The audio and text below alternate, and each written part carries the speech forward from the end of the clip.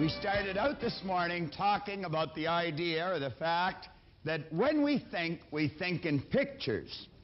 A picture can very well be called an image on the screen of the mind. Now, there's an entire chapter in Born Rich called The Image Maker, and that's what you are and that's what I am. Let's give John a welcome. He's going to take us through the first part of The Image Maker.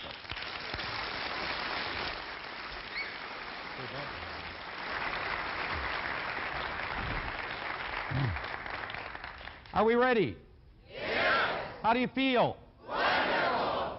You know, a number of years ago, I had an opportunity to work in a couple of educational institutions. And if you were to go, how many people from Mississauga? We got some people from Mississauga. You know, as you go up Highway 10, just past Eglinton, you see two big buildings on the left-hand side if you're going north. And one building is the Peel Separate School Board, and the other one is the Public School Board. And I've had an opportunity to speak in one of those beautiful buildings. And any time that I ever go there, I always speak on this subject, psycho-cybernetics.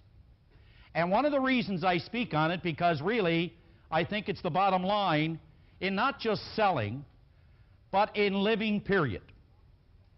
Because Maxwell Maltz has probably put together the best piece of material that has ever been put together on this subject called psycho-cybernetics. Now, when I go to any one of those places, I will put something like our stick person on the board, and I will put the idea in the bottom part of the personality that we've been referring to, the subconscious mind. And then I will write in there, SI, and I ask them to let that represent what is called their self-image. Now, I want you to really think about this. I start off every single self-image seminar exactly the same way. And I'll say something like this. We don't have what is called a drug problem on our campuses today. Not at York University, not at the local high school, not at any school in this country. And I will deliberately walk to the podium, and I will stop. And I'll pause for about 30 seconds after I make that statement. And you can see people elbowing each other or whispering to each other, wondering, where did they get this one? Because, you see, that's kind of a ludicrous statement. Bob mentioned this morning that dis-ease is a symptom. The use of drugs is a symptom, behind which there lies a cause. Because we don't have, as Maltz mentioned, we don't have a drug problem, we don't have a drinking problem, we don't have a financial problem, we don't have a relationship problem, and we don't have, you could say, a productivity problem. The only problem we ever have with respect to those areas is a self-image problem.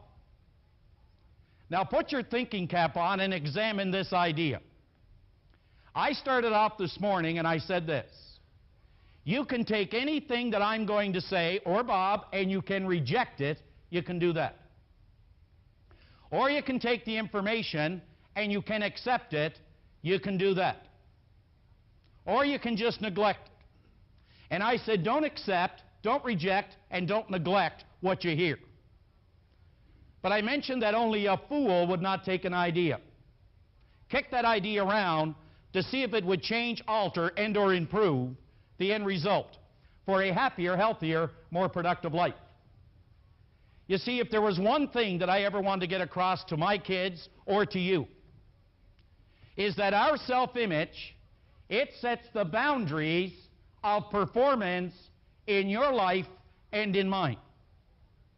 We cannot outperform our self-image.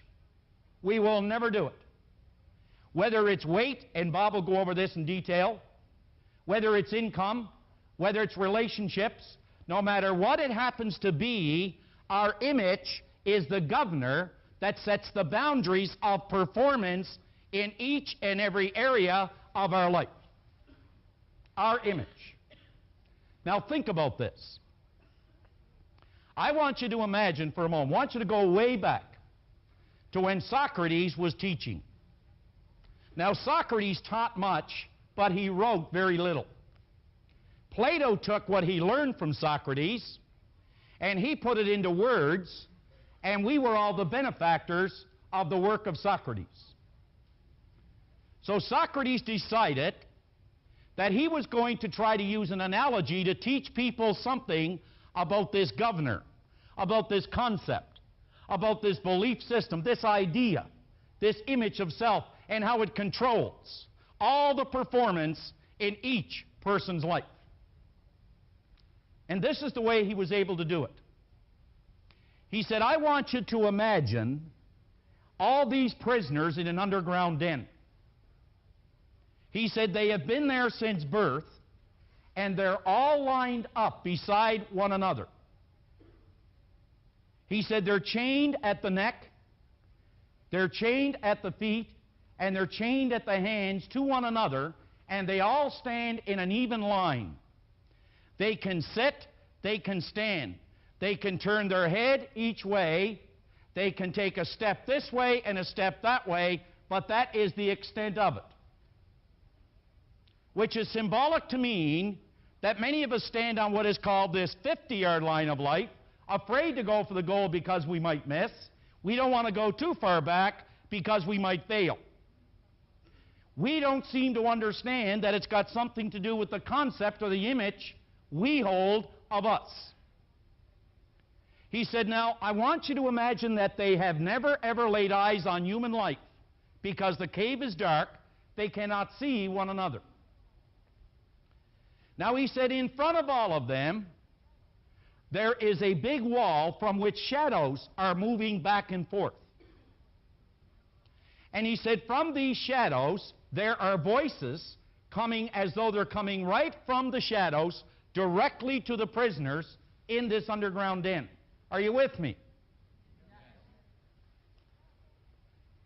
Now he said, the shadows and the voices are coming from one area of the den. Way back behind these prisoners, there are people walking back and forth, unaware of the prisoners further in the den. And he said what they are people coming in from the ocean, going up through a cave, carrying treasures from their ships that they took at sea. And as they walk by a flaming fire, and as they do, their shadows bounce off the wall of the den and come back at the prisoners who are staring at the wall. And as they speak, their voices travel and they echo from the wall, so it would appear that the voices and shadows on the wall of the den to the prisoners is real. They have no knowledge of what's going on at the back. Now I want you to imagine that one day the chains break away from the one prisoner standing at the end of this line. I want you to picture that. He's standing here and the shackles fall from the prisoner.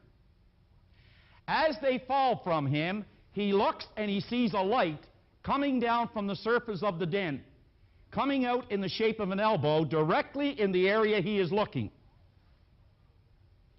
Now, since all of us, you and I, since all of us are motivated to move in the direction of the light, in other words, every single person in this room is genetically structured to grow, to move in the direction of a light. You put a potato in a cellar, and that potato will grow in the direction of any kind of light coming through to it. Well, this prisoner spots the light and begins to move in that direction. Don't you think that as he begins to move, there would be some apprehension of some kind? Yes. And as he gets close to the light, he puts his head into that elbow and he looks up and he experiences the entire spectrum of light to the point it almost blinds him. It's overwhelming. But again, being genetically structured to continue to move in the direction of the light, he begins to climb. And don't you think as he begins to climb, he's going to feel some fear? Yes. And as he reaches the surface, he looks and he sees the sky. some clouds, the trees, and all that nature has to offer, don't you think he would now be in a state of awe? Do you think now that what he once thought was real is not necessarily real, that maybe there was something beyond the light? That, in other words, the way he was living and the results that he was getting or that he has, that suddenly now he realizes there is something more he could possibly do? And as he begins to walk around, he comes to a little lake. And he looks in and he sees an image, and he begins to run from the image. Wasn't he looking at an image of self? And as he backtracks, he stands at the den and he can hear the prisoners yell, "Return, we'll offer you rewards to tell us what you found beyond the den." Do you think he'd care for such honors?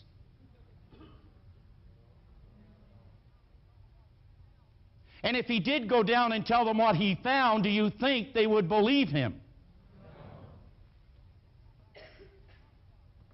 And if he did go back down and he walked up, wouldn't they say, "Ah, you see, up he went, down he came. Isn't it better not to ascend at all?" You see, the real danger is you will never get from the underground den or escape from a prison unless you recognize you're in one. And many of us are like prisoners living in an underground den.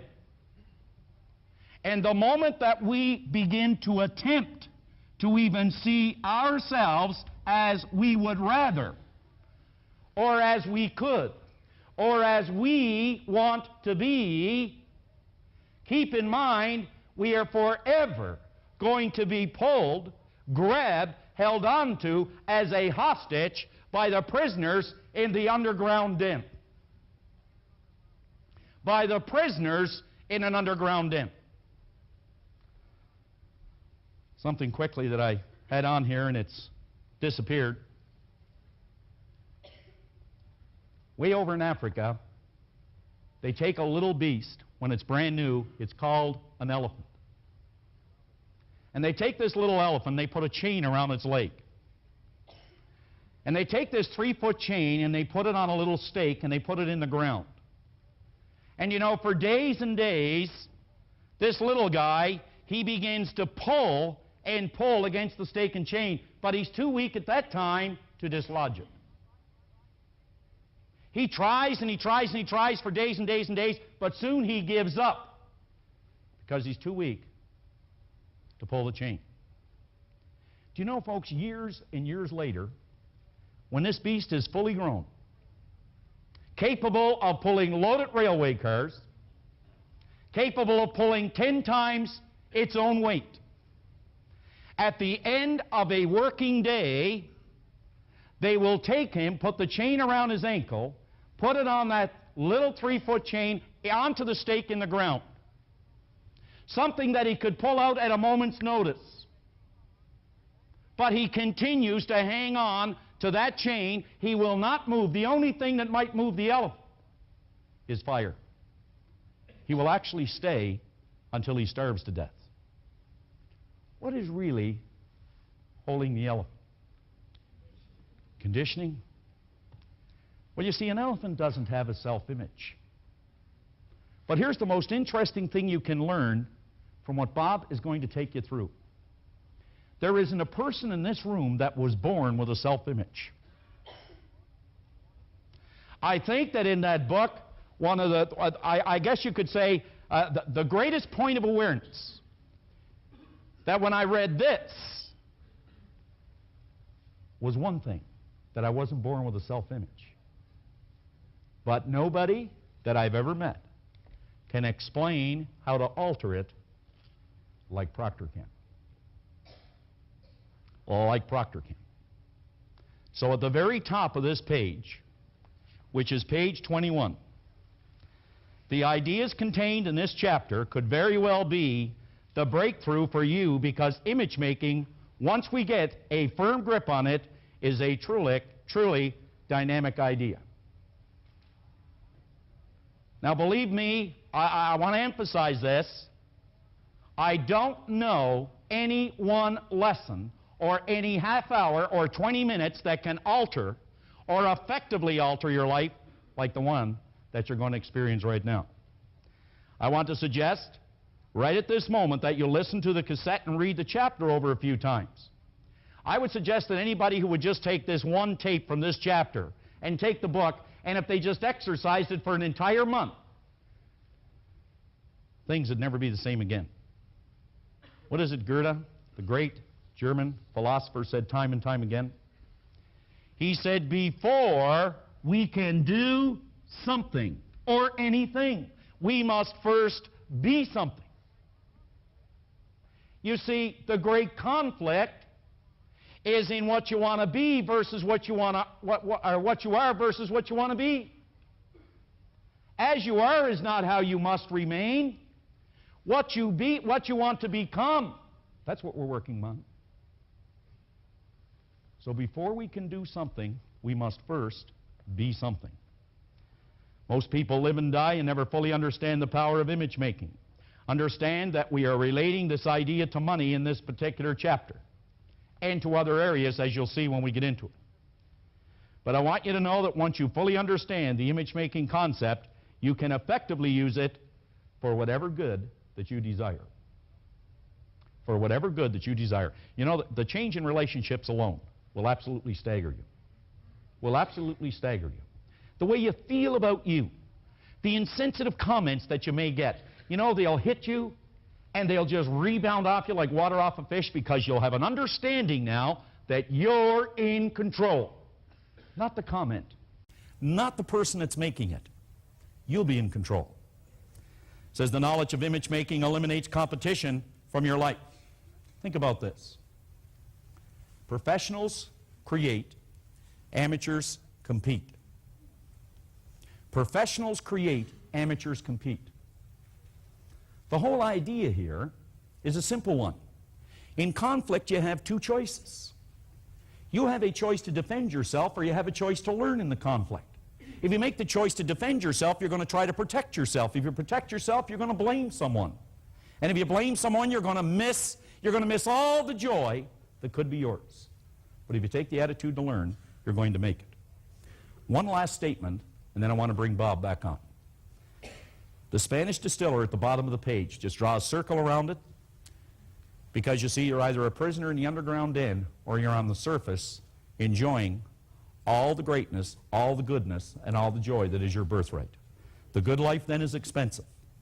There's another way to live that doesn't cost much, but it isn't any good. It isn't any good. So let's get the old level of energy up again and bring on Robert.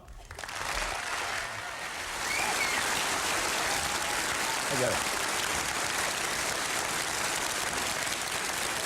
Thank you, John.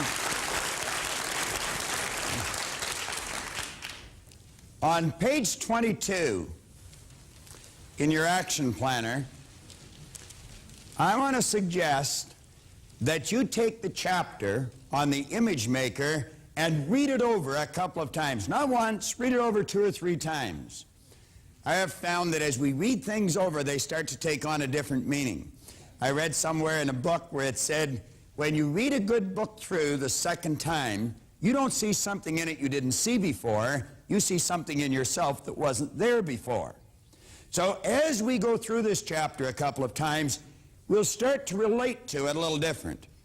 Now, I want to suggest that at the end of this particular lesson, you sit down with the new understanding that you have from the information we've already covered, and stop and ask yourself, what areas of my life would I really like to change? Take a look at some of the results you're getting at the bottom of page 22 and list some of the results you'd like to change. Now, at the top of page 23 is a quote that come out of Maxwell Maltz's classic Psycho-Cybernetics. Psyche being Greek for mind, cybernetics being the science of control and communication in our marvelous mind. Now, Maltz said, we act, we behave, and feel. Now think of what we're talking about here. we act, we behave, and we feel. The vibration that we're in most of the time, according to what we consider our self-image to be. And we do not deviate from that pattern. This is the one stumbling block that many people have. You're going to hear from a man in a few minutes that made a phenomenal change just through understanding this one idea. And I'm going to tell you, the man was brilliant when he got the idea. It was just one small change. This could be the one you want to make. Now, Maltz explained that the image you hold of yourself is a premise, a base, or a foundation. It's nothing but an idea in your mind upon which your entire personality is built. He concluded this image not only controls your behavior, yet controls your circumstance as well. Now, it would take a respectable understanding to grasp that. How could an idea in our mind literally change the circumstances in our life? Well, by the time you finish this seminar, the various subjects in it, you're going to know exactly how those circumstances can change. It'll be very clear to you. But I can assure you, you alter this image in your mind that John was talking about. You take this idea of what you want to be and learn how to plant it in here and release this idea. Like that, your life will change. And you're going to hear from someone who made a big change. Now, let's take a look at this idea of cybernetics. You know, a number of years ago, many years ago, I bought this book. It was out around 1960, and it was shortly after that I got it. And like most of these books I get, I read it over and over and over again. Now, let me digress for a second. I was in a seminar that Dr. Harry Roeder was conducting. And I'm going to tell you, this man is brilliant. He has an enormous amount of information of why we do what we do. And I remember we were working with a loose leaf exercise book. It was in Chicago that I was in the seminar, although Dr. Roeder is a Canadian. And he said something that really sunk in, and on the first page in the book, I wrote it. He said, you do not understand something until you can explain it to someone else so that they understand it. Now run that through your computer a couple of times. You do not understand something until you can explain it to someone else so that they understand it. Now that was written in a book a long time ago. I wrote it as Harry said it. I'd read this book before that. And I read it off and on every year or two. I'll read it a couple of times. Someone came up to me in a seminar one day years ago, and they said, Bob, do you know what cybernetics means? I said, yeah. They said, well, what does it mean? I said, well, it's, and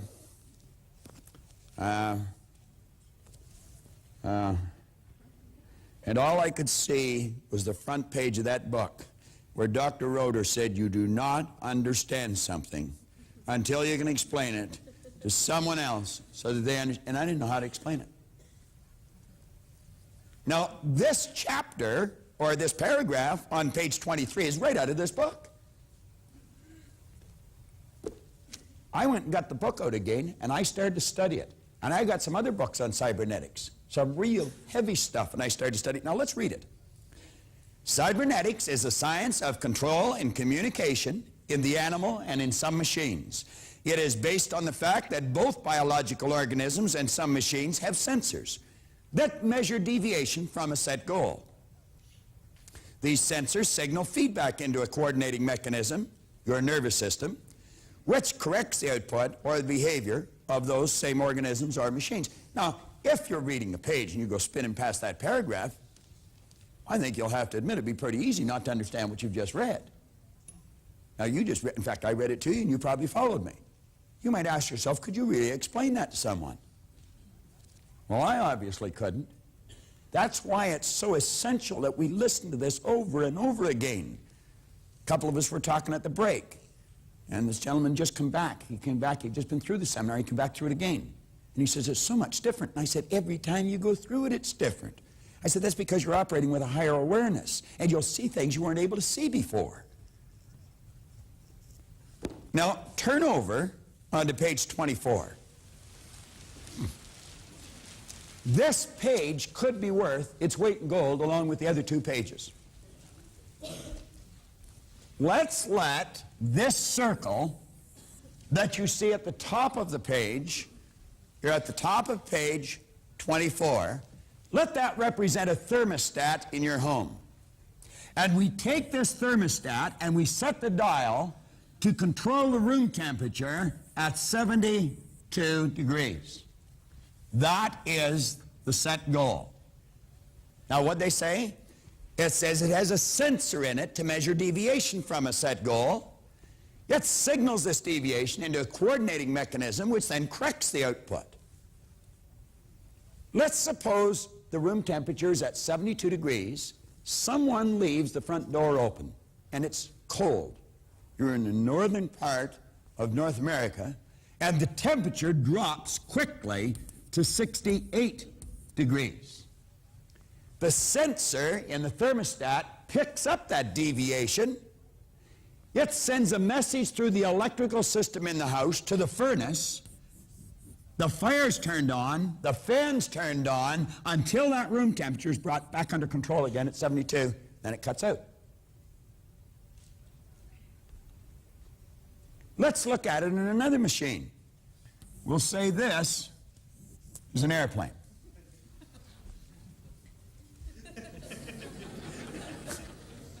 Well, that wasn't nice. I'll bet you couldn't draw it any better. It's quite obvious I haven't majored in art. Like the guy said he majored in the minors. All right. Now, this airplane, let's suppose it leaves Pearson International Airport in Toronto, and it's going to LAX or Los Angeles in California. When the pilot leaves the vicinity of the international airport here in Toronto, the pilot sets a cybernetic mechanism. That's called an automatic pilot. Then you see the guy with the 4 stripes wandering down the plane and, how are you today, sir? You having a nice trip? Enjoying yourself, ma'am? I used to sit there and I think, why doesn't he get back in that room up front? I didn't feel particularly comfortable screaming through the sky at that height, and the guy that's in charge of the ship wandering around, inquiring as to the state of my health. But I would feel much healthier if I didn't see you wandering around this plane. But it didn't make any difference. He could have come back and sat with us. That plane was under control. It had an automatic pilot, a cybernetic mechanism. Now, let's suppose that airplane got hit with some unexpected turbulence, and bang, it got knocked off course. The automatic pilot would pick up the deviation from the set goal. If it didn't, this thing might end up somewhere down around Juarez, Mexico. It signals a message through the electrical system in the airplane. The wings are changed. The engine thrust is changed, and that plane is brought right back under control again. Now come down and take a look at these two people on page 24. We'll just draw one. This person has an image in their mind. I'll use the concept that we could all relate to. Let's suppose this person's a salesperson or they're a student. You could use either one. Let's suppose the salesperson sells $1 million worth of their product or service every year. Do you know large sales organizations can pretty well tell you what their sales force is going to write at the beginning of the year? If they have a contest and they send them off to some exotic place on a trip for writing so much business, and they name where they're going to go today and they're not going to go for a year, do you know that they can book the seats on the plane now? They know exactly how many rooms that they're going to rent. That's because people very rarely deviate from their set objective. They're locked into a habit pattern. Or we could switch this, and let's say it's a student that gets a C average. Now, this salesperson may get a real pep talk in a sales meeting or something. No understanding, just motivation, no education. They get all wound up, and they go out, and in a week, they write $350,000 worth of business.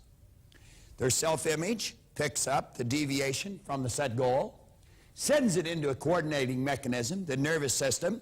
A signal is sent, and the behavioral patterns will change, and that person will quit selling until they're back on course again. Now, they may go through a period where they write nothing for a month. Self-image picks up that information, sends a message through the nervous system, the behavioral patterns will change, they'll get up and they'll start selling again. But at the end of the year, they still have written $1 million worth of business. Let's suppose it's a student that's getting a C average. They bring the report card home, parents turn the heat up, turn the TV off, bicycle goes, girlfriends, boyfriends are out of the picture. Really put the pressure on the kid, the marks shoot up, and they get 100% on a test.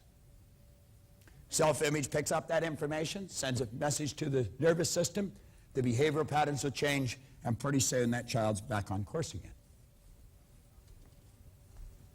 What's causing the problem? It's this image in here. That's what it is. That's not what they want to be, but that's what they are.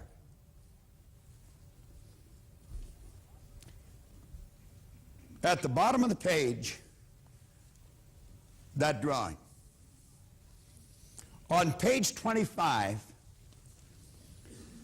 results in control of you, you in control of results.